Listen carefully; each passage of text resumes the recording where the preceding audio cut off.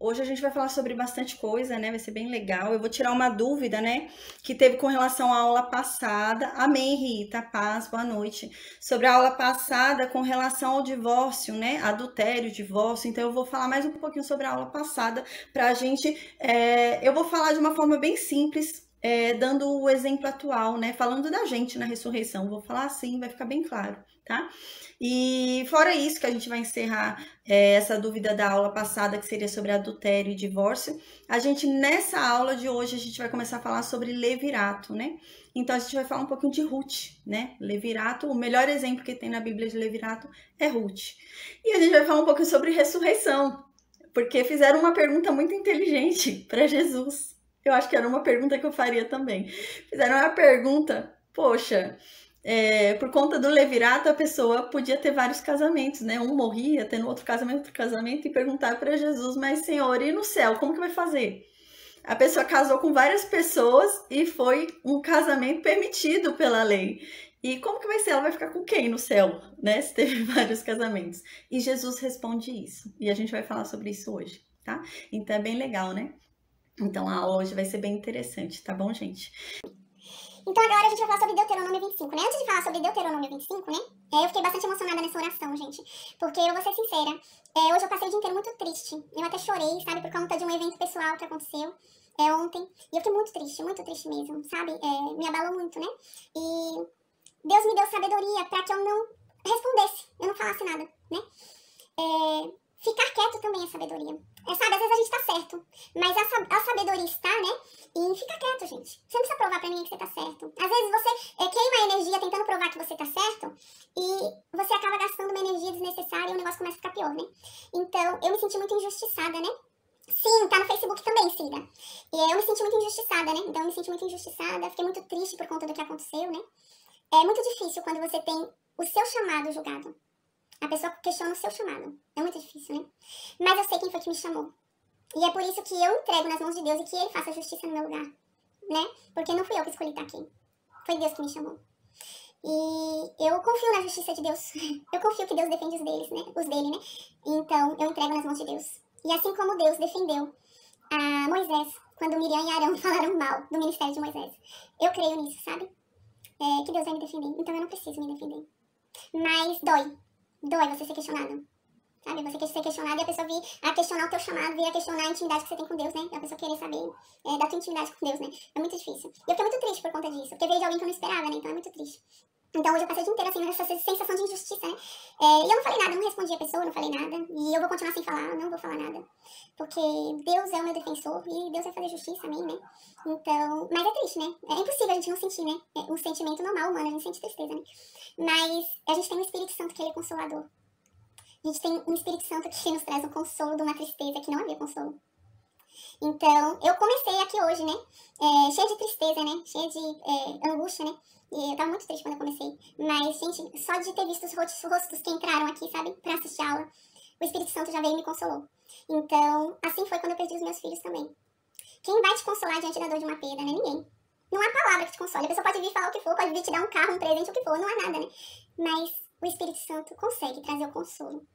O único lugar que a gente encontra o consolo para uma dor, né, que não encontra em lugar nenhum.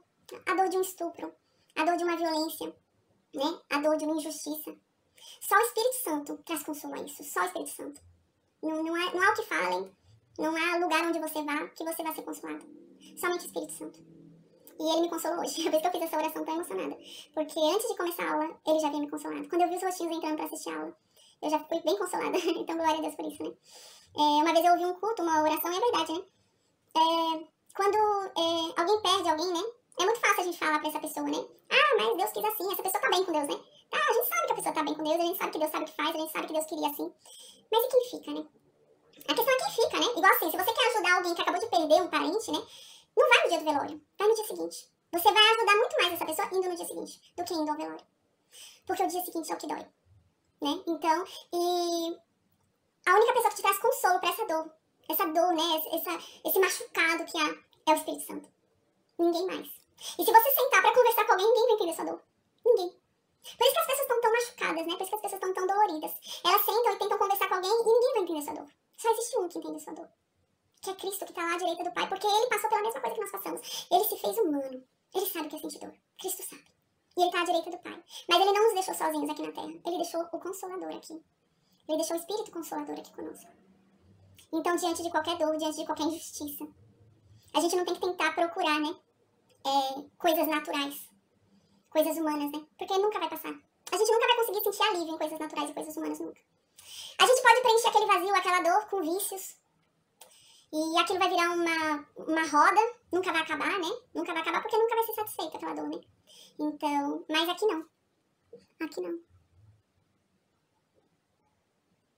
Isso mesmo. É na página Estudo Bíblico de Apocalipse a Gênesis. Lá tá passando ao vivo, tá? A aula. Então, é essa mesmo que você tá mostrando. Nessa página, tá passando ao vivo a aula. Então, gente, é só o Espírito Santo. Só o Espírito Santo pode trazer consolo pra gente. Só o Espírito Santo convence a gente da verdade. Só o Espírito Santo convence a gente que tá no caminho errado. Só o Espírito Santo convence a gente que a gente é pecador, né? Não é, gente? A gente não faz nada, né? Jesus não veio pra julgar, quem somos nós pra julgar, né? Então é bem isso. E ontem, né, eu tava tão feliz, né, depois do que aconteceu na última aula. A última aula foi tão extraordinária, gente. Eu tô impactada até agora com a última aula, foi extraordinária. O que aconteceu, né, o Espírito Santo, como ele agiu. Porque foi o Espírito Santo, gente, não fui eu. Porque quando terminou a aula, sinceramente, eu não lembrava da maioria das coisas que eu falei. Porque não fui eu que falei, foi o Espírito Santo. Porque é o Espírito Santo que convence, é o Espírito Santo que convence e leva ao arrependimento. Né, porque aquela pessoa, quando ela entrou e tava arrependida, não fui eu que fiz ela se arrepender. Foi o Espírito Santo que fez ela se arrepender. Né? Mas tem pessoas que querem colocar um negócio na sua cabeça à força, né? É complicado. Amém, amém. Então agora, gente, eu vou falar um pouquinho sobre a aula passada, tá bom? Na aula passada, eu falei um pouquinho sobre a lei, né? A gente lembra que a lei não são só os 10 mandamentos, né? A lei, ela é ampla, né? É composta por várias normas, né? Vários estatutos.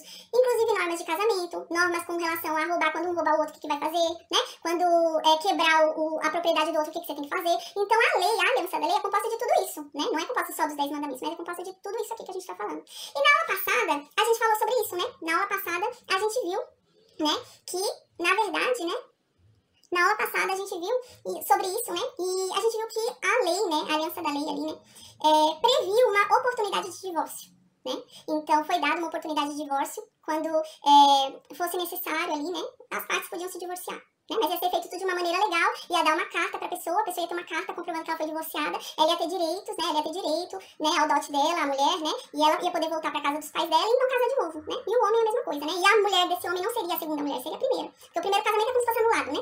Então a gente viu isso na aula passada, né? Então na aula passada a gente falou bastante sobre isso, tinha essa possibilidade, só que a gente viu no Novo Testamento, os fariseus chegam ali até Cristo, né? Até Jesus. E perguntam sobre isso, né? E falam com Jesus sobre esse caso, né? E a gente lembra em Marcos 10 que Jesus fala, olha, a verdade é que Deus não quer o divórcio. Deus não gosta do divórcio, não. Deus permitiu o divórcio por causa do coração duro de vocês. Então Deus sabe que vocês iam se divorciar de qualquer jeito, não ia ter outra opção, então Deus criou uma forma de nenhuma das duas partes serem prejudicadas, né? Porque era um divórcio que não era um divórcio por crime, né? Amém, Kátia, paz, boa noite. Não era um divórcio por crime. Então você não estava divorciando por crime, porque quando era um divórcio, né, por conta de adultério, a pessoa tinha que ser morta por apedrejamento, né? A adúltera e o adúltero, né? Então os dois seriam mortos ali. E não era esse caso, né? Então ia ser um divórcio, mas não por conta de um crime, né? Era um divórcio ali, sem ser por conta de um crime. Então Deus permitiu essa opção do divórcio, né? Deixa eu só ver aqui o que a Cida falou. A Cida falou alguma coisa que eu não vi. Cida Maria, né? Deixa eu ver. Ela saiu aqui, não pode entrar uns 500 pessoas, vamos ver. A gente lembra, né, que Marcos 10, né? Em Marcos 10, Cristo falou, né? Os fariseus chegam ali, né, para Cristo e falam, o que foi que a gente pode se divorciar, o homem pode se divorciar da mulher, né? E Cristo falou, o que foi que Moisés falou para vocês, né? E eles falam, Moisés falou que pode, e ela pode casar de novo e o homem pode casar de novo. Moisés falou. Aí Jesus falou, mas Deus entregou essa lei para Moisés porque vocês são duros. O coração de vocês são duros, porque o interesse de Deus nunca foi esse divorciar. O interesse de Deus sempre foi se manter a união inicial, né? E Jesus ainda fala, a verdade é que, ainda que não sejam separados por um adultério, ainda não haja morte, né? Não houve um adultério, mas foi dada a carta ali de separação, de divórcio para eles estão cometendo adultério. Por quê? Porque Deus uniu espiritualmente aquelas pessoas quando houve aquela primeira união ali. Então, espiritualmente, Deus uniu os dois. E o que Deus uniu, o homem nenhum consegue separar. Então, ainda que eles se separem, comecem a ter relações com outras pessoas, homem nenhum consegue desfazer essa união que Deus havia feito lá atrás. Por isso eu digo que qualquer pessoa que tenha se separado de um relacionamento e começado um outro relacionamento, é adúltero, né? Então Jesus disse isso. E eu quero falar agora sobre isso. né? O que que acontece? Agora trazendo para a nossa situação, tá? Eu vou falar um pouco sobre a aliança da graça agora. Isso era na aliança da lei. A pessoa ia ser sempre adúltera na aliança da lei, né? O que que acontece? Suponhamos hoje, a pessoa que você teve a primeira relação sexual, a pessoa com quem você perdeu a virgindade, né? Nesse sentido. Foi a ela que você foi ligado espiritualmente. Independente de casamento no papel, gente. Porque a ligação espiritual não se refere a um papel. A ligação espiritual se refere a uma união carnal. Onde os dois se unindo carnalmente, tem ali uma união tão completa que eles passam a ser um só. Espiritualmente falando. E essa aliança, ela é selada pelo ímen. Né? Eu falei isso já em uma aula, né? Cientificamente falando, não tem nada que justifique aquele sangue ali, aquele ímã tá ali e sair aquele sangue. Não tem nada. Não é para proteger a mulher de bactéria. Não tem explicação científica, né? Eu estudei e não tem. Então, realmente parece uma explicação espiritual, né? Porque toda a aliança é feita o quê? À base de sangue. Então, o que que acontece? Aquela primeira pessoa onde você perdeu a virgindade, com quem você perdeu a virgindade, foi a ela que você foi ligado espiritualmente. Ou seja, todas as relações que você teve depois dela foi adultério. É isso, gente. Eu não vou mentir, eu vou falar a verdade. Então, todas as relações depois foi adultério. Mas, o que que acontece? Cristo morreu na cruz. E todo aquele que crê que Cristo morreu na cruz por nossos pecados e ressuscitou e nós ressuscitamos com ele, todo aquele que crê nisso tem todos os seus pecados perdoados. Ou seja, o adultério foi perdoado. Certo? Aí vem a questão, então eu preciso voltar para o primeiro? O adultério foi perdoado, mas houve uma ligação espiritual com o meu primeiro, né? Então eu preciso voltar para o primeiro? Não. Por quê? Porque a palavra de Deus diz que seus pecados não foram só perdoados, mas foram esquecidos, foram lavados, de forma que você não tem mais passado. Então é como se eu não tivesse tido relações lá atrás, entende? É nesse sentido. Porém, né, hoje nós temos todos os pecados perdoados. Nós temos todo o nosso passado lavado, esquecido. Eu já não tenho mais passado. Mas hoje eu sei a verdade. Hoje eu não posso pecar. Então hoje eu não posso adulterar. Então hoje, com quem eu tiver relações, é com essa pessoa que eu vou ser unida. E é com essa pessoa que eu tenho que ficar. Então é assim que funciona. Teve essa dúvida, né? Então eu tô esclarecendo. Porque assim, eu não sou mais conectada àquele que eu fui lá atrás. Porque meu passado foi apagado. Um novo ser nasceu. Eu sou é como se tivesse nascido uma nova pessoa. Nasceu uma nova pessoa, né? Mas assim, trazendo pro nosso hoje, né? É como se não fosse eu, mas nasceu uma outra pessoa, tem outra pessoa aqui. Então, gente, é outra pessoa, ela não teve relações ainda, entende? É nesse sentido. Então, nasceu uma nova pessoa ali em Cristo, todo o passado dela foi esquecido, não existe mais passado daquela pessoa, não tem mais pecados, ela era uma adúltera, mas ela foi perdoada. Então, não é mais adúltera. Mas era. Mas não é mais porque foi perdoada. Né? Foi perdoada, todos os pecados dela foram perdoados, e não só perdoados, foram esquecidos. Então ela não precisa voltar para o primeiro, porque uma coisa é você ser perdoado, igual Cristo. Quando Cristo perdoa a adúltera, ela vai voltar para o marido dela, ou ela vai ficar sem ter relações com ninguém, né? Então Cristo fala, vai, não peque mais, ou seja, vai e volte para o teu marido, né? Então hoje nós não estamos nessa situação, porque ele falou com a adúltera antes do sacrifício na cruz. Então ela não tinha nascido de novo. Então, ela ainda estava com o passado dela. O passado dela não foi apagado, né? Então, ela tinha que voltar para aquela pessoa onde ela estava com a ligação espiritual. Mas hoje, nós não temos mais passado. Nós fomos perdoados de todo o pecado. E nós renascemos, somos uma nova criatura. Então, essa nova criatura que renasceu não teve relações ainda, né? Espiritualmente falando, é isso, gente. Então, se eu não tive relações ainda, espiritualmente falando, eu ainda não tô ligada a ninguém, né? Mas eu sei a verdade e agora com quem eu me ligar, eu vou ficar ligada. Então eu tenho que entender isso. E o que acontece? Com esse entendimento eu não tenho que pecar. Então eu tenho que continuar com essa pessoa, né? Então é por isso, né, que a gente tem que ir com muita cautela, né? Conhecer a pessoa com calma, né? Principalmente o cristão, né? Então conhecer com muita calma tudo. Por exemplo, uma pessoa que ainda não renasceu em Cristo, né? Pessoa que ainda não se converteu. É assim, ela continua debaixo da lei, da aliança da lei, né? Ela continua debaixo dos ecos, né, da aliança da lei sobre o mundo. Então ela é adúltera, porque o pecado dela não foi perdoado. A única forma de se perdoar pecados é pelo sangue de Cristo. E ela não aceitou o sacrifício de Cristo. Então ela é uma adúltera. Mas quem aceitou o sacrifício de Cristo era um adúltero, mas teve o seu pecado perdoado. Não é que não era adúltero, era. Mas o seu pecado foi perdoado, o seu passado foi lavado, foi esquecido, e agora você tem uma nova vida. E de agora em diante, não peque mais, né? É nesse sentido, né? Eu roubava antes. Não tem problema. O que eu roubei já foi apagado. Deus não vai lembrar dos meus pecados passados. Deus não vai lembrar do quanto que eu roubei. Deus não vai lembrar das pessoas que eu matei. Eu matei. O importante é eu não continuar matando. O importante é eu não continuar roubando, né? Eu tenho que mudar. Então, essa é a questão, né? Mudar de agora em diante, tá? Então, essa era a dúvida da pessoa. Então, é essa a questão. Você não precisa voltar para o primeiro. Você renasceu em Cristo, você tem que ter essa consciência e de agora em diante você não pecar mais. Vá e não peque mais. Então é nesse sentido. Mas não é vá, não peque mais e volte pro seu primeiro, né? Às vezes você vai passar nervoso, vai passar vergonha, né? Mas não é nesse sentido. Vá e não peque mais. Então hoje você renasceu, uma nova criatura. Então você tem o discernimento da verdade, você sabe qual é a verdade, não peque mais. Hoje você sabe, né?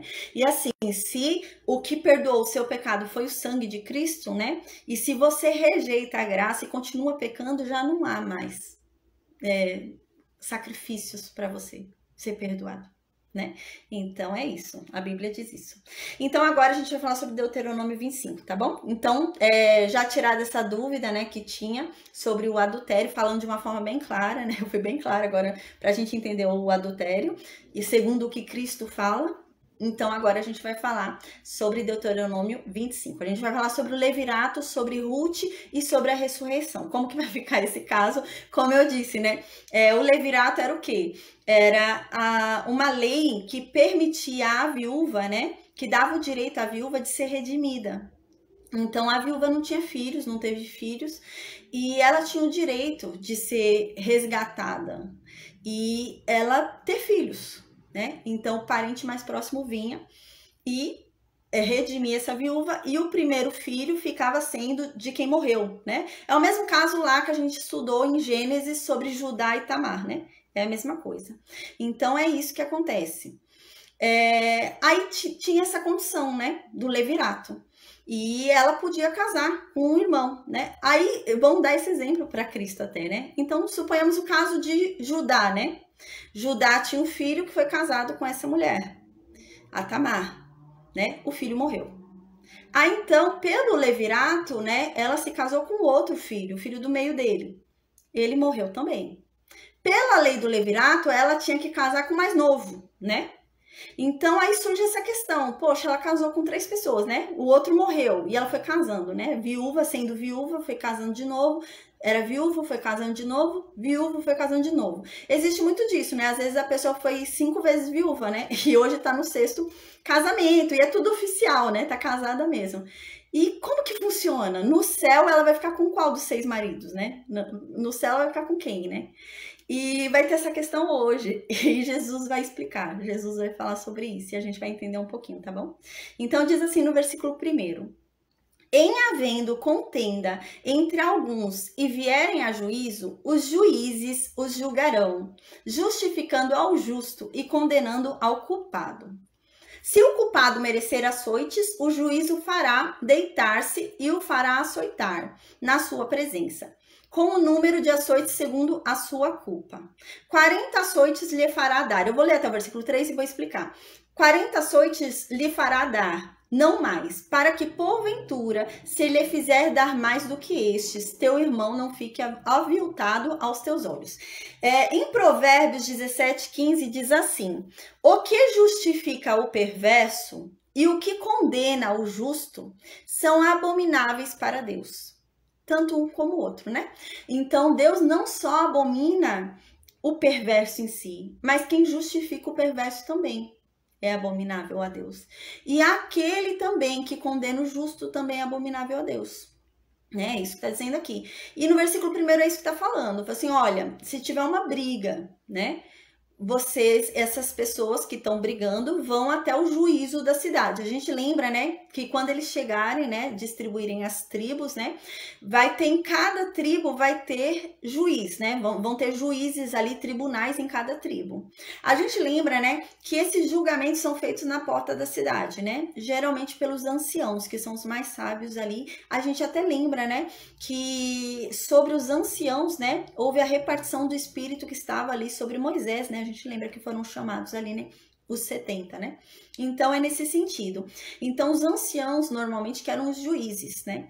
Então, eles julgavam aonde? Na porta da cidade, né? E era onde tinha também comércio, tudo acontecia na porta da cidade, né? O centro da cidade não é o que a gente fala hoje centro. Ah, vou lá no centro, né? Não, era a porta. A porta da cidade era o que a gente chama hoje de centro, né? Que é o movimento da cidade, era a porta. E aqui diz isso, olha, tem pessoas brigando, né? E se elas estão brigando, se elas estão questionando alguma coisa, alguém tem razão, né? Elas estão ali questionando, as duas não estão concordando. Uma está falando uma coisa, outra está falando outra coisa. Um deles está falando a verdade. Um deles está certo, né? E é isso que está dizendo aqui. E vocês devem decidir, né? Vocês devem decidir, mas decidir corretamente. Vocês devem justificar o que está certo e condenar o que está errado. Não é decidir errado, né? Não é justificar quem está errado e condenar o justo, né? Vocês devem decidir corretamente. É isso que Moisés está falando. Aí no versículo 2, Moisés continua. E se a culpa que ele tem, né? Se o que foi levado ali aos juízes, aquele crime for punível, né? Por açoites, né? Porque tem crimes que eram puníveis assim somente por restituição. Você não precisava tomar açoite, você restituía a coisa e mais um quinto, né? Como indenização, porque você pegou o que não era seu, né? Mas existiam alguns crimes específicos que eram punidos com açoites, chibatadas, né? Então é isso que está falando. Se o crime for punido por açoites, você deve açoitá-lo. Mas como? Aqui vai dizer, porque senão, se você for deixar o que tem o direito a açoitar o outro, ele vai açoitar até não parar mais, né? Então agora vai começar a explicar como que tem que ser esse açoite para ser uma coisa justa, para ser uma coisa certa. Então vai dizer aqui, então o juiz da cidade ali que está decidindo o caso vai fazer esse homem se deitar ali na porta da cidade, gente, com testemunhas. Vai passar vergonha mesmo, vai passar ali, né, ser julgado ali. Então, ele vai se deitar ali na porta da cidade, né, vai se ajoelhar ali, né, e na presença ali do juiz, né, ele vai ser açoitado, né. Então, devia ter algum, né, alguém ali, né, algum general, alguém do exército, alguém ali para bater, né. E aí, essa pessoa ia dar conforme os açoites que aquela culpa merecia. Mas, no versículo 3, dá um limite. Não, porque senão a pessoa vai chegar e vai ser açoitada até morrer de açoite, né? Vão açoitar tanto até que a pessoa vai morrer sendo açoitada. E fala, não, vocês vão dar no máximo 40 açoites, no máximo. Mais que isso não, mais que isso Deus não permite. Isso era lei, né? Então estava na lei. Se, por exemplo, eles dessem 41 açoites, eles estavam infringindo a lei de Deus, a aliança da lei. Então era nesse nível, aqui faz parte da aliança da lei. Então aqui, né, eles tinham que dar no máximo 40 açoites, né? Então aqui diz, né, para que esse irmão não fique aviltado aos teus olhos, ou seja, para que ele não seja muito humilhado. Ele tem que ser castigado, mas não ao ponto de sofrer uma humilhação tão grande. Né? Um desprezo tão grande, não, ele tem que ser castigado segundo a medida que tem que ser, mas não ao ponto dele sofrer uma grande humilhação e não aguentar nem mais viver em sociedade com vergonha, é nesse sentido. Então, ele devia tomar até no máximo 40 açoites. Mas de acordo com o crime que ele cometeu, podia ser 20 açoites, né? 2 açoites, 3 açoites, né? Então, ia mudando ali conforme o crime que a pessoa cometeu. A gente vai ver mais pra frente que Paulo vai falar que ele tomou 39 açoites, né? Ele vai falar várias vezes que tomou 39, né? E era a regra, agora era 39 no Novo Testamento, né? Provavelmente, né? A corda, né? Olha, o instrumento para dar chicoteada, né? Para dar os chicotes ali, né? Tinha 3 cordas, pelo que eu estudei, né? Na época do Novo Testamento, tinham 3 cordas. Então, não dá para dar as cordas, dar a chicoteada, né, até dar 40, né, porque não dá 3 vezes, não vai multiplicar por 40, né, então daria 39, né, 3 vezes 15 daria 39, eu acho que é 15, 3 vezes 15 aí daria 39, então faltaria uma. Então, eles preferiam dar assim do que dar a mais, por quê? Porque ia ser contra a lei, né, então Paulo fala isso, ó, eu fui açoitado pelos judeus com 39 açoites, né, que é o açoite da lei, né? Mas não é, o açoite da lei era até 40, né? Mas eles não iam dar até 40 porque tinham 3 cordas, então Paulo ia acabar recebendo, né, 42, né? 40, 41, 42. Então não podia, eles iam descumprir a lei.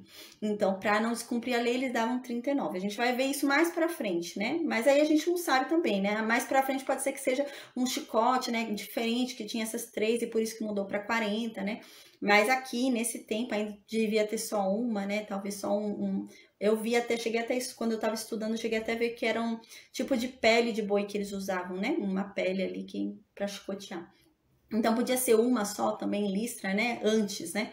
Mas no tempo de Paulo, realmente, eram 3 ali, por isso que eles dão só 39. Então, agora, no versículo 4, Moisés muda de assunto.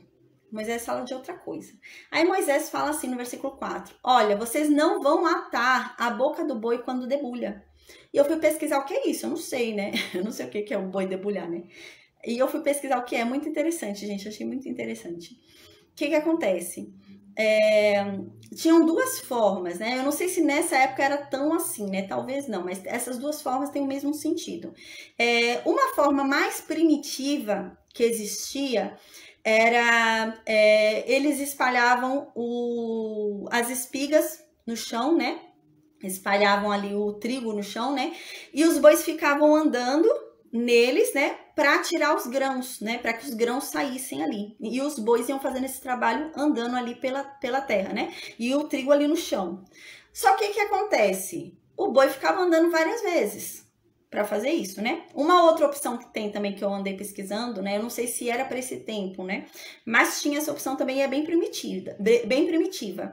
A gente estudou na aula passada sobre a pedra de moinhos, né? A gente falou sobre a pedra de moinhos, que era 2 pedras, tinha uma pedra embaixo e uma pedra em cima, e você colocava o trigo, né, dentro dela, e ela ia moendo ali, ia produzindo a farinha, né, saía ali tudo bem triturado, né. Só que isso era muito trabalhoso, né, a pessoa ficar lá manualmente fazendo. Então, o que eles faziam? Eles prendiam de uma certa forma aquilo a um pau, alguma coisa assim, amarravam no boi, e o boi ficava girando o moinho. O boi é que ficava girando o moinho várias vezes, né? Mas o que acontece? O boi ficava trabalhando várias vezes e o boi ficava com fome. Então, o boi parava e comia a farinha, né? Comia a farinha ou o trigo, ele parava e comia aquilo que estava ali. E para ele não comer, para o boi não comer, eles faziam o quê? Eles tampavam a boca do boi, né? Então, o boi trabalhava e não podia comer. E é isso que aqui está falando. Moisés está falando, não, vocês não vão tampar a boca do boi. Não vão. Se vocês quiserem usar o boi para ele moer, né, para ele trabalhar ali na pedra de moinhos ou para ele separar ali, né, da espiga o grão, se ele quiser parar para comer, ele vai. É direito dele, né? Faz parte do trabalho dele. Ele tem direito a parar para comer. Ele está trabalhando, né? Então é nesse sentido. Mais para frente a gente vai ouvir Paulo falando sobre isso. Paulo vai usar essa passagem mais para frente para falar sobre o dever de sustento dos ministros de Deus, né? Então, ele usa esse termo para explicar. Em primeiro, eu não vou ler, mas eu vou explicar o que fala, tá? Em 1 Coríntios 9, Paulo fala isso. É muito legal 1 Coríntios 9, viu? Eu oriento quem puder ler inteirinho esse capítulo. Leia inteirinho que você vai entender certinho, né? Então, leia inteirinho o primeiro capítulo 9. A outra disposição que há no Novo Testamento sobre isso é em 1 Timóteo 5. Mas eu aconselho a ler pelo menos 1 Coríntios 9, gente, o capítulo inteiro, tá? Vai ser bem instrutivo, vai ser bem legal. O que acontece? Paulo, mais pra frente, vai ter um problema. E ele vai falar ali pros coríntios, né? Parece que ele estava passando uma certa necessidade. Paulo ia lá pregar a verdade. A gente lembra que as pregações de Paulo eram longas, não eram pregações curtas, né? Eu até falei isso uma vez num culto, né? Hoje a gente vai pra igreja que é 10 minutos de palavra, né? Imagina, Paulo dava mais de 5 horas de pregação, né? Então, era esse o nível. Então, Paulo pregava muito tempo. E Paulo, então, se invoca com isso. Por quê? Porque Paulo parece que estava passando fome e sede e não davam para ele de comer e de beber. Então, Paulo fala assim, por acaso, eu sou diferente de Pedro? Por acaso Pedro tem direito a comer e beber e eu não? Porque Pedro tem direito a andar com uma mulher que prepara comida para ele, né? Essa mulher anda sempre com Pedro ali, prepara comida quando ele para nos lugares para alimentá-lo, tudo. E eu não tenho, se eu tô fazendo a mesma coisa. Por acaso eu não como, não sou humano também? Então Paulo começa a falar isso, né? Nesse capítulo 9, mas é bem interessante. Aí Paulo diz isso, fala, não, eu também tenho direito, eu também tô aqui me enfadando de ensinar para vocês. E ele começa a falar isso, eu tô aqui há horas ensinando para vocês, e eu não consigo trabalhar, porque realmente eu tô ensinando há horas aqui, e eu não tenho nem direito de comer e beber. Aí Paulo ainda diz, eu não tô querendo enriquecer com o dinheiro de vocês, mas eu quero pelo menos comer e beber. Eu quero pelo menos as minhas necessidades. Parece que ele estava passando fome, sabe? O negócio era sério ali. E esse capítulo 9 é muito legal, gente, que Paulo fala. Ele dá uma chamada de atenção em Coríntios ali, né? Nos Coríntios. E ele fala isso, ele fala, gente, eu não tô querendo enriquecer as custas de vocês, né? E eu não tô falando isso também para que vocês venham agora e me deem um monte de dinheiro, não é isso, mas pelo menos a comida e a bebida, né? Eu tô aqui há horas pregando, nem beber, nem uma água me oferecem, né? Nesse sentido, e ele fala. Mas mais pra frente ele fala também. Ele fala, mas também, né?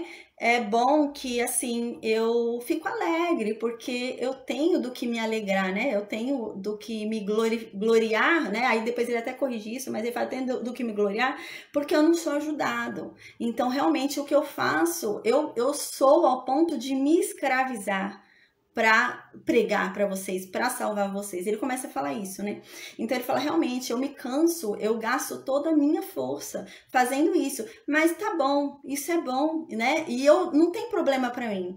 Ele fala assim, eu me tornei fraco para pregar para os fracos. Eu senti fome para pregar para quem tem fome.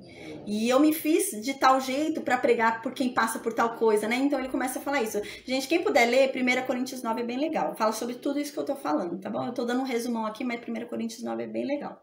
Então agora eu vou voltar pro capítulo do dia, tá bom? Então agora a gente vai falar sobre o levirato, né? O que é o levirato? Levirato vem do latim, né? Então, levirato vem do termo já em latim, né? Provavelmente ali quando já havia a igreja romana, houve essa tradução e colocaram aqui esse termo, né? A gente vai estudar mais pra frente sobre a igreja romana, né? Que o Estado e a igreja vão virar uma coisa só e vai ter a igreja romana, então vai começar a ter a igreja ali apostólica romana. A gente vai falar isso mais pra frente. Então ali, na igreja romana, né, então surgiu esse termo, né, mas esse termo não é hebraico, nem grego, nada, é em latim mesmo, né, então é da igreja romana ali, depois do Império Romano que vai estar no tempo de Cristo. E vem esse termo levirato. O que é levirato? Levirato vem de levir, né, deixa eu só ver se é isso mesmo, levir, que é do latim, que significa cunhado. Né? Então, é uma lei chamada levirato.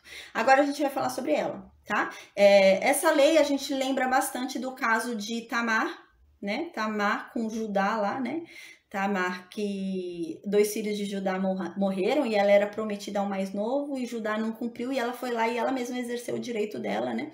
E ela cumpriu. Gente, isso daqui era um direito que não era um direito específico dos israelitas. Era um direito antigo de vários povos, assim, era comum isso entre os outros povos, né? Tanto é que a gente viu que Tamar foi atrás do direito dela, né? Enganou o sogro dela e engravidou do sogro dela para cumprir o direito dela do levirato. Então era um direito bem antigo, né? Mas agora Deus vai trazer para a lei. Então agora vai ser obrigatório, né? Então agora é lei ali, faz parte da aliança da lei. E no versículo 5 então diz: Moisés começa a alertar o povo, ó, se irmãos morarem juntos e um deles morrer sem filhos, então a mulher do que morreu não se casará com outro estranho, fora da família. O seu cunhado deve tomá-la e a receberá por mulher, e ele exercerá para com ela a obrigação de cunhado. Tem vários pontos aqui pra gente falar, né? Então, primeiro, se irmãos morarem juntos, né? Aqui, não necessariamente de morar junto na mesma casa, mas no sentido dele ainda não estar casado, né? Então, mesmo que o irmão casou e saiu da casa, o outro irmão ainda está debaixo do pai, sabe? Ainda é novo, é nesse sentido. Foi no mesmo sentido ali de Judá, né? Dos filhos de Judá. Então, é nesse sentido. Se irmãos morarem juntos, é nesse sentido. Não é morar junto na mesma casa, mas ainda aquele outro irmão dele ainda está debaixo da submissão do pai. Então, ele tem que cumprir, né? Ele não tem família ainda, nada, ele tem que cumprir os direitos de cunhado dele, os direitos da mulher, da viúva, com o cunhado dela. Então, ele tem que realmente casar, não tem escolha. A gente vai ver daqui a pouco o que vai acontecer se ele se recusar. Mas, então, é essa condição. A gente já descobriu essa primeira coisa, né? São várias observações que a gente vai ter. Então, uma pessoa que não tem ainda, né, casado, não tem constituído família ainda, né? E ele é um dependente, ele ainda mora ou com o pai dele, né? Ou mora com o irmão mesmo, o irmão casou e ele mora com o irmão, né? Então, ele não tem a família dele ainda, né? Então, ele é ali... Então, sobrou para ele. Ele teria que casar com a viúva. E aqui diz mais uma coisa. O irmão, né, que morreu, ele tem que morrer sem filhos. Então, a viúva não pode ter filhos, né? Então, surge uma questão. Mas são filhos homens ou filhos homens e mulheres, né? Então, se ela tiver mulher, ela tem esse direito ou não? Então, eu estudei bastante sobre isso, gente, e eu cheguei à conclusão que são filhos, homens ou mulher. Então, se ela não teve nenhum filho, nem homem e nem mulher, foi essa a conclusão que eu cheguei. Por quê? Porque eu estudei bastante aqui sobre o levirato e a principal importância do levirato era a garantia da herança, que a herança não vá se perder, né? Então, a herança não pode se perder. E o nome daquele pai, né, daquela pessoa ali, também não se perdesse, né? E ele acabasse tendo que dar a herança para outra pessoa, né? Então, ele não perderia a herança dele, né? Então, a gente entende que é menina também. Por quê? A gente estudou sobre as filhas de Zelofeade, né? Então, a gente lembra que as filhas de Zelofeade ganharam algo incrível, que foi o direito da herança à mulher, né? Quando o homem só tinha tido filho à mulher, não tinha tido filho homem, a mulher tinha o direito à herança, né? A gente lembra que até então a mulher não tinha direito à herança, né? Se tivesse filho homem, era o homem que herdava a herança, não era a mulher. Mas as filhas de Zelofeade, a gente viu, requereram isso, eram 5 mulheres, né? A gente estudou, e elas não tinham irmão homem. E o pai delas morreu. E elas foram requerer e Deus falou, não, tá certo. Então, daí começou a surgir um direito, né, sobre as filhas que não tivessem irmãos homens. Então, elas teriam direito à herança. Por isso que eu entendo aqui que é uma viúva sem filho, nem homem nem mulher. Porque se ela tiver filha mulher, essa mulher teria direito à herança do pai. Segundo a lei que a gente já estudou, né? Quando a gente estudou sobre as filhas de Zelofeade. Então, é uma viúva sem filhos, realmente. Sem filho homem nem filha mulher, tá? Então, aqui a gente já falou sobre um caso. Agora, uma outra coisa interessante sobre esse termo aqui, nesse versículo 5, é que diz assim, seu cunhado a tomará, né? Então, ó, se irmãos morarem juntos, a gente já falou sobre isso, né? E um deles morrer sem filhos, também já falamos sobre isso, né? Filho homem ou mulher. Então, a mulher do que morreu, a viúva, não vai se casar com estranho, né? Fora da família. Ela deve casar com o cunhado, né? Aí aqui tem uma informação importante, a gente vai ver que isso não é só para cunhado, a gente vai ver que se estende para parente, né? Porque Boaz não era cunhado de Ruth, a gente vai ver mais para frente que Boaz, né, era um parente distante. Então ele também era um remidor, tinha direito ali, né, a remir ali toda a herança e Ruth, né? Então a gente vai ver isso daí, essa informação é importante, não é só para cunhado, né? Mas parece que com relação ao cunhado havia a imposição de obrigatoriedade. Você é cunhado, você não pode falar não. Se você falar não, vai ter uma sanção que a gente vai ver daqui a pouco. Mas se você não é cunhado, você não vai passar essa humilhação. Porque é muito claro aqui, né? Que... Oi, Keila. Ah, não, depois eu mando o áudio da aula nos grupos, tá bom? Você consegue acompanhar. Se tiver alguma dúvida, é só você me chamar no particular que eu te ajudo. Amém, Deus te abençoe. Então, aqui, né? Amém, Deus te abençoe. Então, aqui, né? A receberá por mulher e exercerá para com ela a obrigação de cunhado. Então, aqui tá muito claro que essa lei, essa imposição é para cunhado. Então, cunhado não pode falar não. Se falar não, a gente vai ver o que vai acontecer para ele, né? Mas se não for cunhado, não pode, não tem problema. Por quê? A gente vai ver antes de Boaz casar com Ruth, havia um remidor antes dele. Havia uma pessoa que tinha prioridade em remir Ruth. Não era Boaz, tinha uma pessoa à frente dele. E essa pessoa renuncia a Ruth, né? E ela não vai passar a humilhação que fala aqui, né? Então, essa humilhação, parece que ela era obrigatória quando era o caso de cunhado, né? Mas não o caso de parente, né? Então, aqui continua, né? A gente já viu todas essas questões do versículo 5, né? Então, continua aqui no versículo 6, diz assim: o primogênito que ela lhe der será sucessor do nome do seu irmão falecido, para que o nome deste não se apague em Israel. Então, aqui surge mais uma questão, né? O primogênito dessa mulher vai ser chamado pelo nome do morto. Não é pelo nome do remidor dela, vai ser chamado pelo nome do morto. É o mesmo caso de Judá, né? Que a gente estudou lá de Tamar. Então surge uma questão, e se essa mulher teve primeiro uma filha mulher, né? E o segundo filho é um filho homem. Então o filho homem é que vai ser chamado, né? Pela herança do pai morto? Não. Não vai ser igual é o caso quando a gente estudou da consagração dos primogênitos, né? Quando a gente estudou sobre a consagração dos primogênitos a Deus, a gente viu que só são consagrados os primogênitos homens a Deus, né? As mulheres não eram consagradas a Deus, somente os homens. Então a gente lembra quando estudou isso, a gente viu, se a mulher tivesse tido 3 filhas mulheres e o 4º filho fosse homem, o filho consagrado a Deus, o primogênito, seria o homem, não seriam as 3 mulheres que eram mais velhas do que ele. Mas aqui não. Por quê? Porque o principal interesse da lei do levirato era a proteção da herança. E a mulher tinha direito à herança, quando não houvesse filhos homens, né? Então, como o primeiro filho dela puxaria a herança do pai morto, viria com o nome do pai morto, podia ser uma filha mulher. Porque a mulher, se não tivesse irmãos homens, né, ela herdava. Então, é essa a questão. Aqui... tentar explicar agora, né, assim, pra gente entender bem patrimonialmente o que tá acontecendo, né, o que vai acontecer com a herança. Essa mulher, ela era casada com uma família. A gente lembra o que que acontece? A terra, né, a terra ali da herança vai ser distribuída por homens que foram contados, né? Então a gente lembra que foram homens contados e a terra vai ser distribuída por cabeças, por homens ali. Então o que que acontece? Esse homem dessa mulher, né, teria uma terra. Foi chamado pela cabeça dele, ele teria uma terra. Aí um outro homem teria outra terra, mas eles são parentes, né? Mas são 2 terras diferentes. Então, a mulher desse homem, né, de uma das terras, ficou viúva. E o parente que redime ela, o parente mais próximo que redimiu ela, foi o da outra terra. Ele tem outra terra, né? Mas estão dentro da mesma tribo, mas ele tem outra terra, né? É uma terra diferente, de cabeça diferente. Então, o primeiro filho que ela tiver vai ter direito à herança do pai morto, daquele que foi morto. Então, ele vai poder herdar aquela terra lá. E os demais filhos que ela tiver com o novo casamento vão herdar a terra desse homem vivo. Mas os demais filhos do novo casamento não vão poder herdar a herança do pai morto.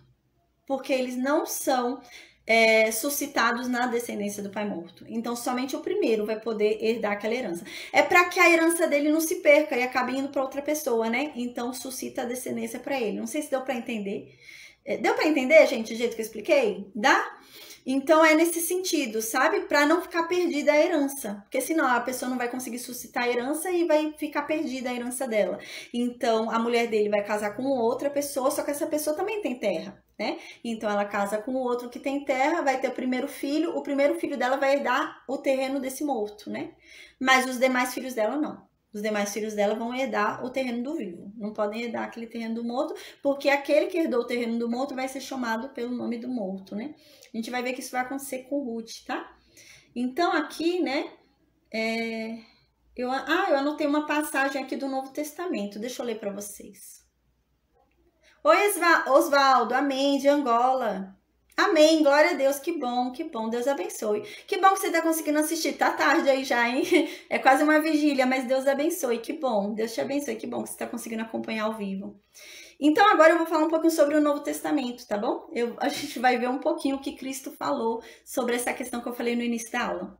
O que acontece? Imagina a situação. A mulher... Atos, você de Atos, você tem alguma dúvida? Você quer falar alguma coisa? Tá aparecendo para mim como Atos. Você tem alguma dúvida? Não? Amém. Você fala de... Ah, tá bom, imagina. Amém. Então, em Lucas, né, o Evangelho de Cristo, segundo escreveu Lucas, vai falar algo muito interessante. Porque agora surgiu uma questão, né? Essa mulher, imagina, ela pode casar com um monte de gente, né? Imagina. Aí acontece igual aconteceu com Tamar. Ela casa com o irmão, morre. Próximo irmão morre. Próximo irmão morre. Próximo irmão morre. Todos os irmãos morrem, né? E aí? Essa mulher casou com 6 homens, né? Certo. Direito de lei ali. Ela casou 6 homens. E quando ela for para o céu, quando ela ressuscitar ali, com quem que ela vai ficar? Com qual dos 6, né? Que ela vai ficar? E como que vai ser, né? Vai ser meio constrangedor, né? Os outros 6 vão ficar olhando e ela lá com o primeiro, né? Como que vai ser? Então perguntam isso para Cristo, é bem legal, gente. Aí diz assim, Evangelho de Cristo segundo escreveu Lucas, capítulo 20, 27 ao 40. A gente vai falar um pouquinho sobre o que são os saduceus também. Imagina, já é meia-noite aí, né? Amém, amém, glória a Deus, Oswaldo, amém. Então a gente vai falar um pouquinho sobre os saduceus, gente. Eu vou explicar o que são os saduceus, porque a gente vai ter que falar um pouquinho sobre os saduceus agora, tá? Os saduceus eram opostos aos fariseus. A gente vai ver isso no Novo Testamento, havia um conflito ali entre eles, né? E a gente vai entender o que era, eu vou falar agora. Diz assim, né? Em Lucas 20, 27 ao 40. Chegando alguns dos saduceus, o que eram os saduceus? Existiam os fariseus e existiam os saduceus. Os saduceus eram como os fariseus, eles eram poderosos. Tinha até gente mais poderosa entre os saduceus do que entre os fariseus, né? Mas havia uma diferença entre eles. Os saduceus, eles eram uma seita. O que eles entendiam? Eles não aceitavam os profetas. Então, eles entendiam, eles estudavam e aceitavam somente o Pentateuco. Então, eles não aceitavam Isaías, não aceitavam nenhum profeta, Jeremias, não aceitavam nada. Então, eles não aceitavam esses livros, eles não entendiam isso, não aceitavam, né? Então, esse é o primeiro ponto dos saduceus. Os fariseus aceitavam, né? Então, esse é o primeiro ponto. Ele era uma seita em oposição aos fariseus, né? Fora isso, né, eles reconheciam apenas o Pentateuco. Fora isso, eles não acreditavam em ressurreição, enquanto que os fariseus acreditavam. E os saduceus não. Então havia um conflito ali. Os saduceus, eles eram bem materialistas. Eles entendiam que Deus não podia interferir na humanidade, na prática humana. Tudo o que acontecia era por culpa do homem, o homem que levou aquilo e pronto, Deus não ia interferir. E eles eram muito materialistas, né? A gente vai ver mais pra frente, quando a gente for estudar sobre Cristo, a gente vai ver que os saduceus e os fariseus, eles se uniram contra Cristo. Eles nunca se uniam para nada, mas quando foi contra Cristo, eles se uniram porque era um inimigo em comum para eles, né? Os fariseus tinham medo de Cristo, porque Cristo, né, era ali perigoso para os fariseus, e os saduceus também tinham medo de Cristo, né? Então, os dois entram em comum acordo ali para entregar a Cristo, né? Mas eles eram opostos. Os fariseus e os saduceus brigavam. Eles não se entendiam. Só nessa coisa de Cristo, nessa época de Cristo, eles se uniram para ir contra Cristo. A gente vai falar sobre isso mais para frente. Então, eles não acreditavam na ressurreição. Então, eles não acreditavam no juízo final, porque eles não acreditavam na ressurreição. Então, eles acreditavam que ninguém ia ter juízo, ninguém ia ser julgado, entende? Então, eles eram meio assim, eles achavam que simplesmente você tinha que cumprir a lei, né, cumprir o Pentateuco, para que você vivesse mais tempo nessa terra. Eles entendiam isso, os saduceus, era uma seita. Eles entendiam que você tinha que cumprir o Pentateuco para viver mais tempo nessa terra, viver mais anos, né, e para que você prosperasse. Então, para que você ganhasse bem, era só questão material para eles, né? Então, eles entendiam que ninguém ia ressuscitar. Eles entendiam que ninguém ia ressuscitar, eles entendiam que a vida não tinha sentido nenhum. A gente vai ver que Jesus vai falar sobre isso. Jesus vai falar que ressuscita sim, a gente vai ver agora. E eu tô explicando bem isso porque a gente vai ver que Jesus vai falar sobre isso. E Jesus, quando fala com os saduceus, ele sempre fala com fundamentos no Pentateuco. Porque não adiantava Jesus falar com os saduceus usando os profetas. Os saduceus não aceitavam os profetas. Então, Jesus fala com os saduceus usando o Pentateuco, para provar para eles que pelo Pentateuco existe sim, né? Juízo final, ressuscitação. Então, Cristo sempre fala sobre o Pentateuco com os saduceus. E a gente vai ver isso agora também, que vai acontecer isso.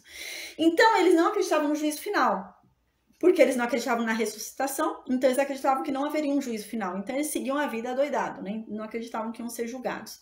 Eles não acreditavam na imortalidade da alma, eles não acreditavam que a alma era imortal e que haveria um juízo onde a alma seria condenada ou seria salva. Eles não acreditavam nisso, então era cada um por si, seja o que quiser, o que tem para hoje é bom, né?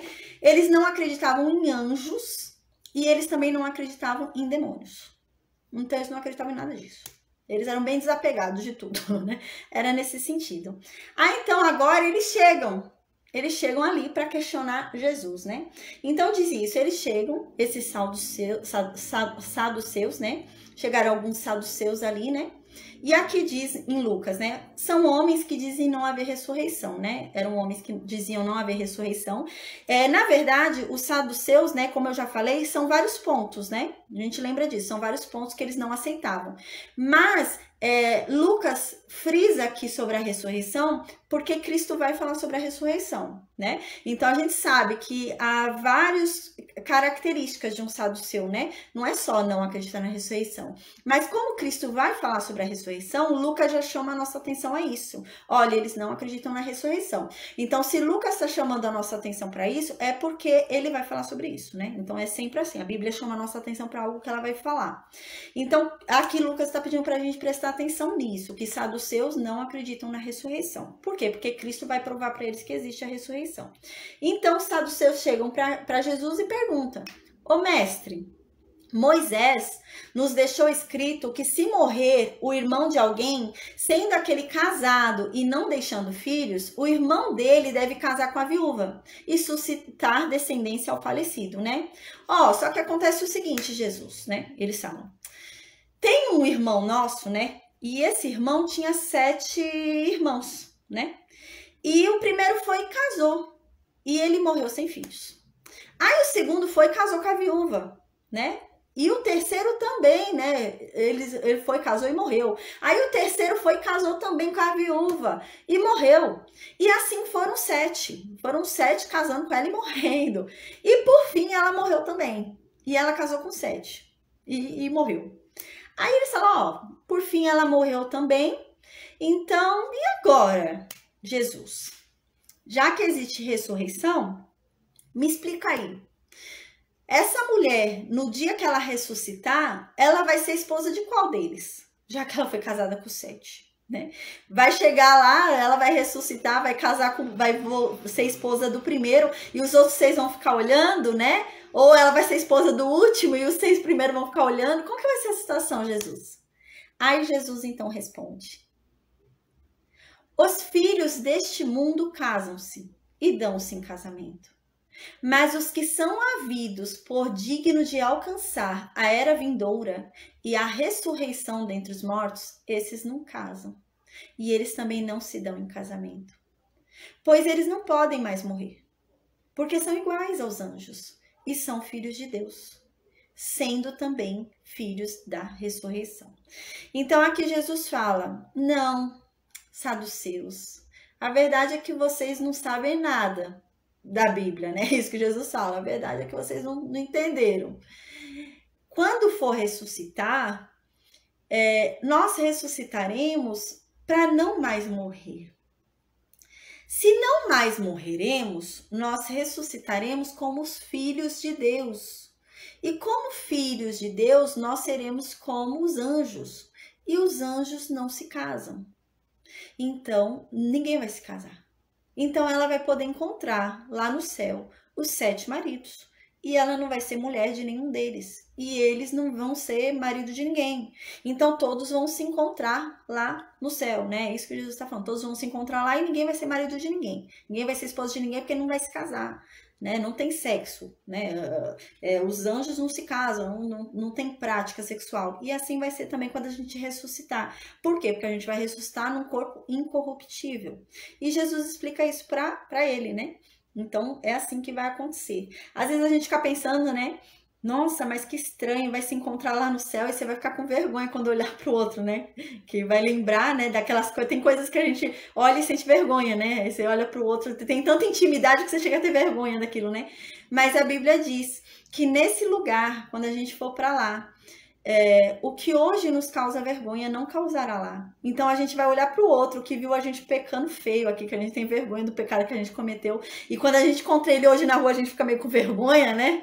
Lá no céu, se ele se converter, né, também, você vai encontrar com ele e não vai sentir mais vergonha. Então é nesse sentido. Essa mulher vai encontrar os 7 maridos que ela teve na terra e ela não vai ter vergonha.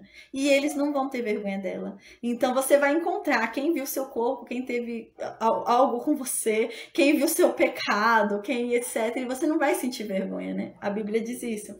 Então é nesse sentido. Então agora Cristo vai falar sobre a morte. Vai falar para os saduceus, ressuscita sim. Os mortos vão ressuscitar sim. Então agora Cristo fala isso. Depois de ter explicado que na ressurreição não teremos sexo, né? Nós não casaremos, né? Depois de explicar isso, agora Jesus fala assim para os saduceus. E que os mortos hão de ressuscitar, Moisés o indicou. Então aqui Cristo está falando, e que os mortos vão ressuscitar, até Moisés escreveu. Vocês seguem o Pentateuco, vocês acreditam em tudo que está no Pentateuco, mas Moisés também falou sobre ressuscitar, e aí, né? Então Jesus está falando isso para eles. Então aqui Jesus fala, olha, e Moisés disse isso no trecho referente à sarça.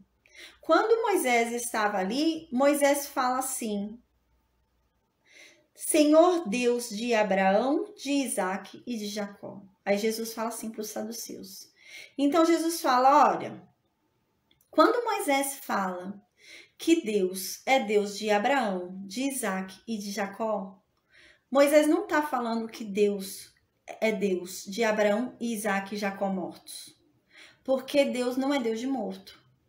Então, Moisés está falando que Deus é Deus de Abraão, de Isaac e de Jacó vivos, que ressuscitarão. Porque Deus não é Deus de morto, né? Então, aqui Jesus fala isso para os saduceus, tenta comprovar para os saduceus, né? Ali, por meio do próprio Pentateuco, dizendo que o próprio Moisés, que eles tanto, né, seguem, que também falou sobre a ressuscitação, né? Então ele diz, não, os mortos vão ressuscitar sim, e o próprio Moisés falou isso, viu? Do Pentateuco que vocês seguem aí, saduceus, né? E ele falou isso quando ele estava lá na sarça, viu? Quando ele chamou a Deus, falando que era Deus de Abraão, de Isaac e de Jacó. Porque a verdade é que Deus não é Deus de mortos, e sim Deus de vivos. Então, Deus é Deus para aqueles que vivem. Então, ele chamou a Jacó, Isaac e Abraão e eles vão ressuscitar. É isso que Jesus estava querendo dizer, né? Que realmente vai ter a ressurreição, a ressuscitação, né? Então, no versículo 7, voltando para a aula de hoje, continua. Porém, né, agora vem a vergonha se o cunhado recusar. Aí o cunhado não quer cumprir os deveres de cunhado com a viúva do irmão. Então vem aqui no versículo 7 e fala: aí o homem se recusou a tomar a cunhada, né? Então a cunhada vai fazer o quê? A cunhada vai cheia da razão, cheia do direito dela, lá na porta da cidade, que é onde tem o julgamento, né? Onde estão os anciãos lá, os juízes. Então ela vai chegar lá nos anciãos, lá no julgamento, e vai dizer o seguinte: olha, meu cunhado está se recusando a suscitar descendência para o irmão dele. Ele não quer exercer comigo a obrigação que ele tem de cunhado, né? Eu sou viúva, o irmão dele morreu sem filhos e ele não quer. Quer que a herança do irmão dele se perca. Aí no versículo 8, então, os anciãos vão chamar esse homem, né? E vão falar com ele, vão tentar convencer esse homem a cumprir os deveres dele de cunhado. Aí o homem, ele pode continuar falando que não vai, né?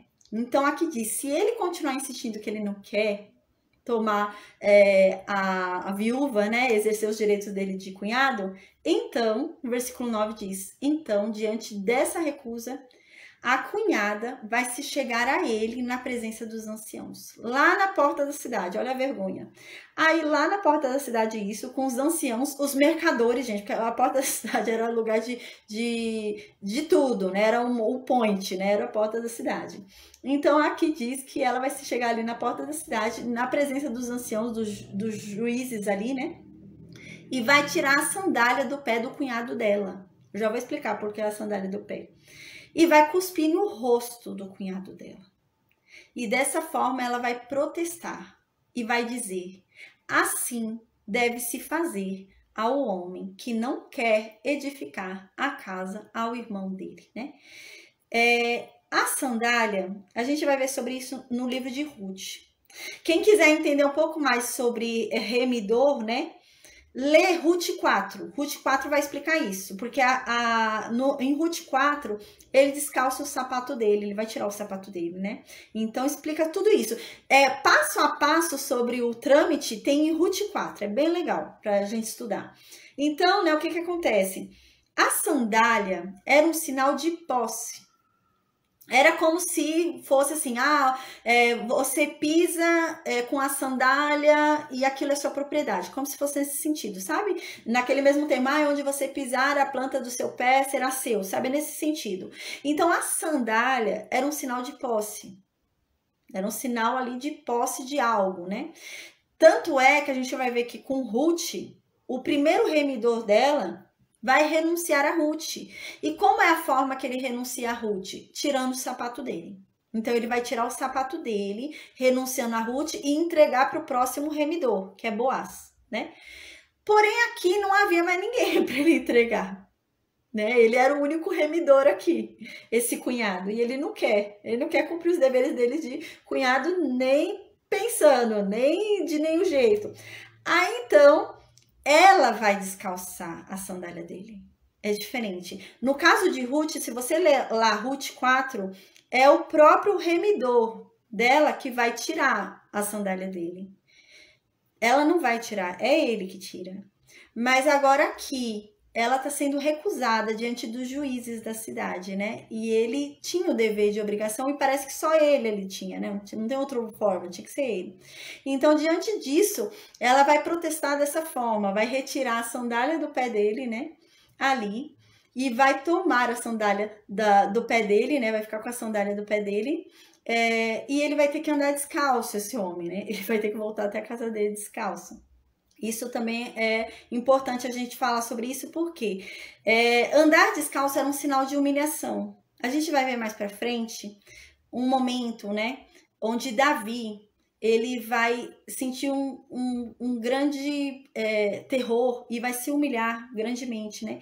E ele vai andar descalço em sinal de humilhação, né? Então, o descalço, né, andar descalço, era um sinal de humilhação.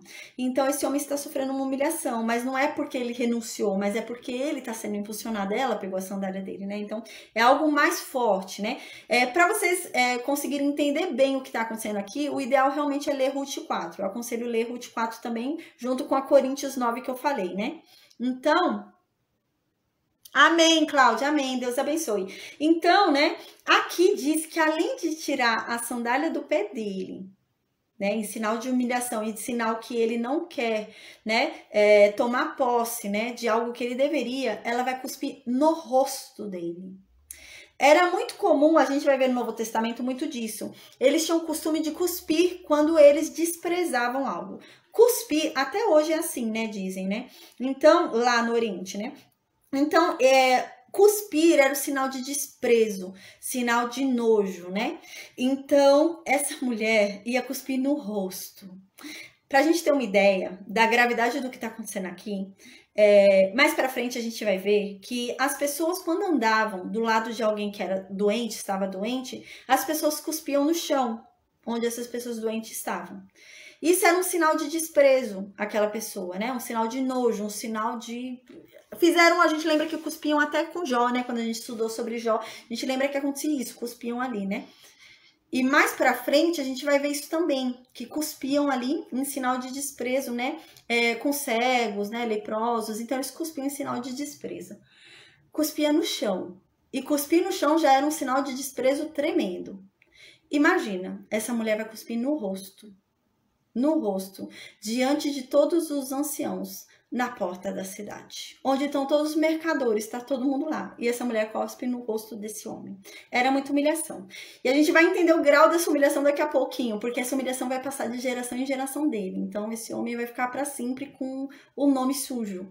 Então, ela cospe e depois de cuspir, ela vai falar em alta voz para todo mundo ouvir que assim é que se deve fazer com um homem que... Ô, Raquel, dá uma olhada.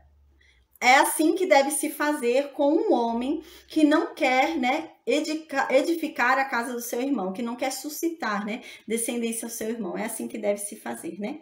Então, agora, deixa eu ir continuando aqui. Pera aí, Raquel, acho que foi por engano, mas fica de olho. Então, Ruth 4 é legal a gente dar uma lida para entender bem, tá? Esse contexto, como é que funcionava. Porque, nossa, Ruth 4 passa... o passo a passo de como era feito, tá? Esse processo, né?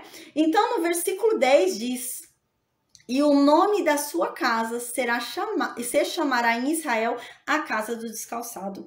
Gente, aqui tá querendo dizer que, assim, ele não quis suscitar descendência para o irmão, né? E tomar a viúva. Ele podia depois tomar uma outra esposa, né? Nessa época podia, né? Mas ele tinha o dever de suscitar descendência ao irmão. E ele se recusou.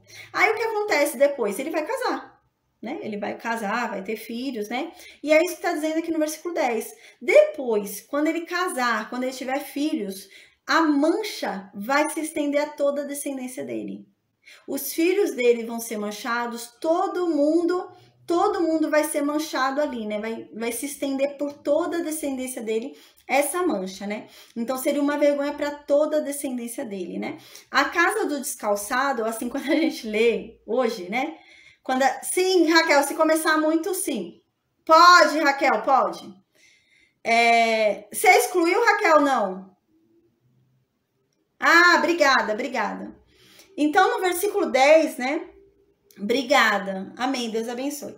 Então, no versículo 10, né? Se ficasse quieto, ficava, né? E com a graça de Deus se converte, mas fica querendo causar.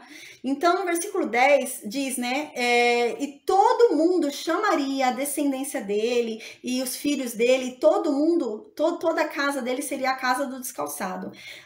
Quando a gente lê hoje, né? A casa do descalçado, que bobeira, né? Parece uma bobeira. Falar, a casa do descalçado, que bobagem, parece piada, né?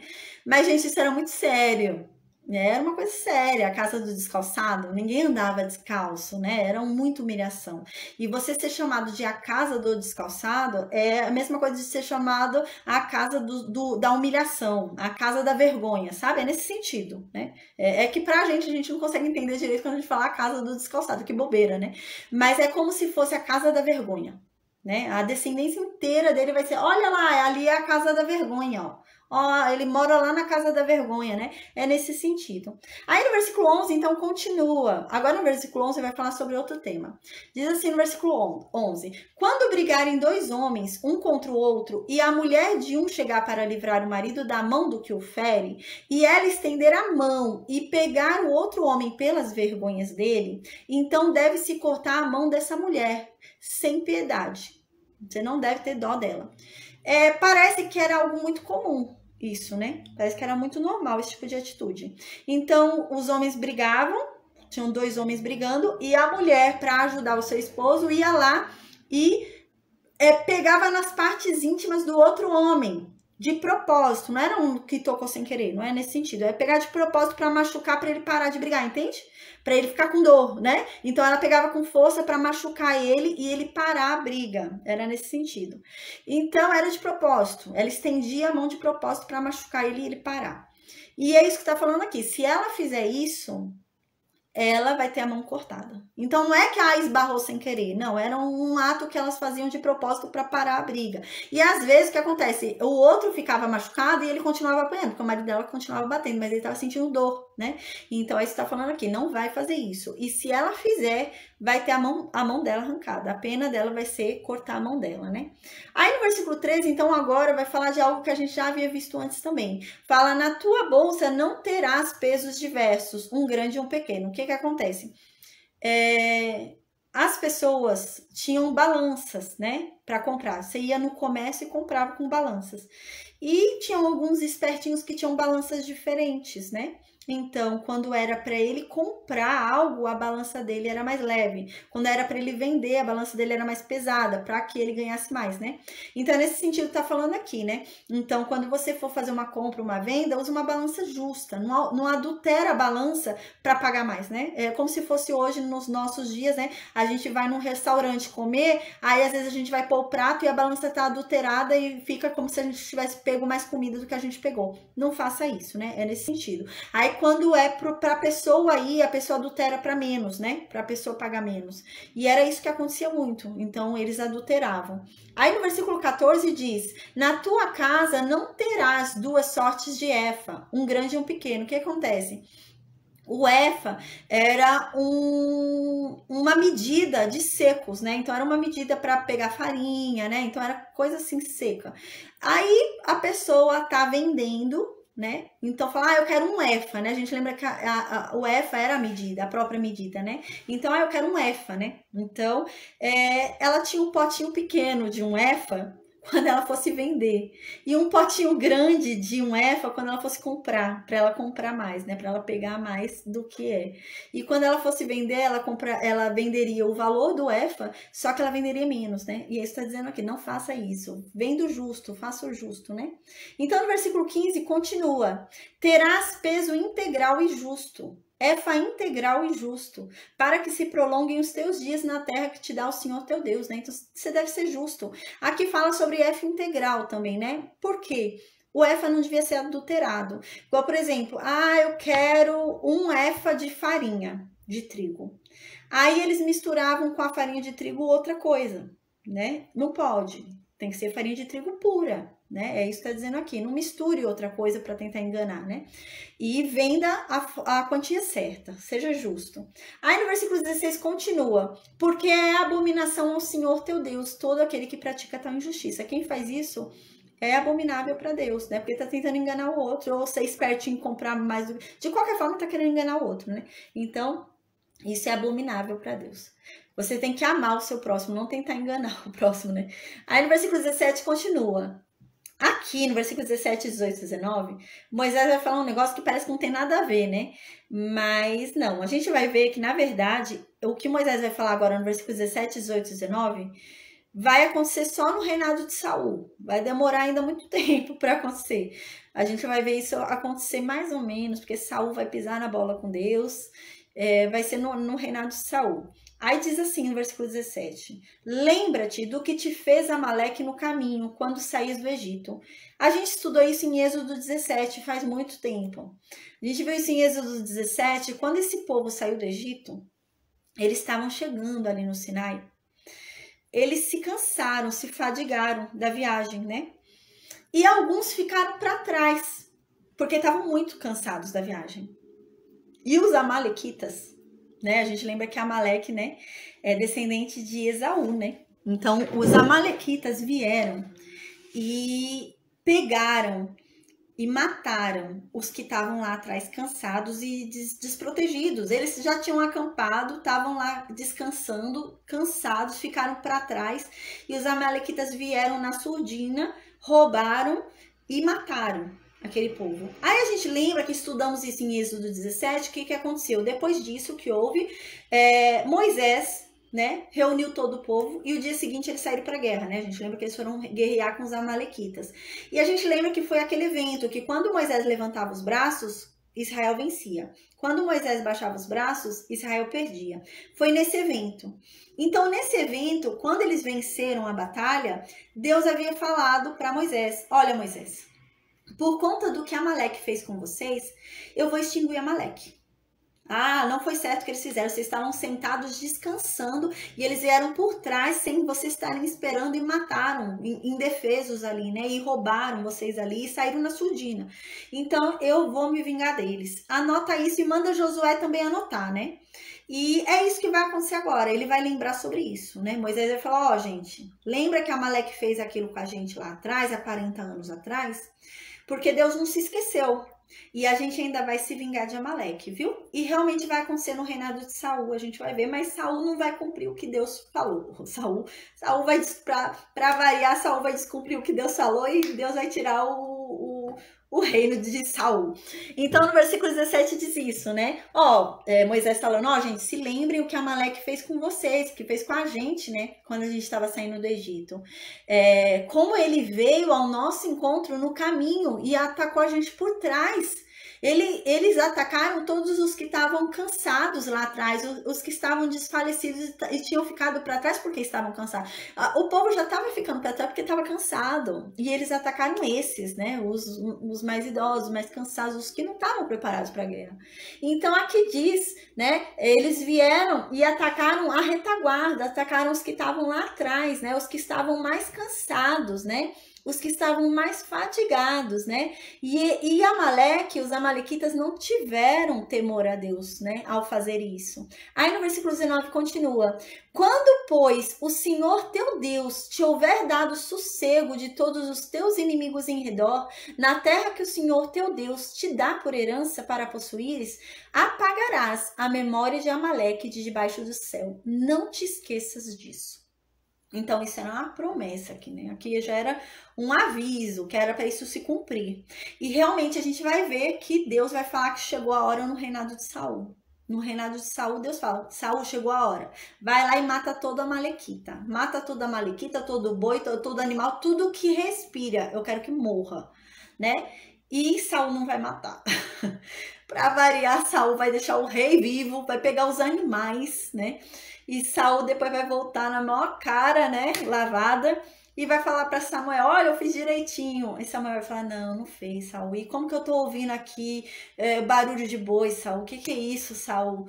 E Saul vai falar: não, mas eu achei por bem pegar os animais tão bonitinhos, tão bonzinhos os animais, eu vou sacrificar para Deus, Deus vai gostar. E então Samuel fala: Saul, e por acaso Deus se agrada mais de sacrifício do que de obediência? Mais vale você obedecer. Deus não quer sacrifício, Deus quer obediência. Então é nesse momento, né? Aí a gente lembra que Deus então vai tirar o reino de Saul. E então depois a gente já vai ver Davi ser ungido, tá bom? Então amém, gente, amém. Hoje a gente vai encerrar aqui a aula.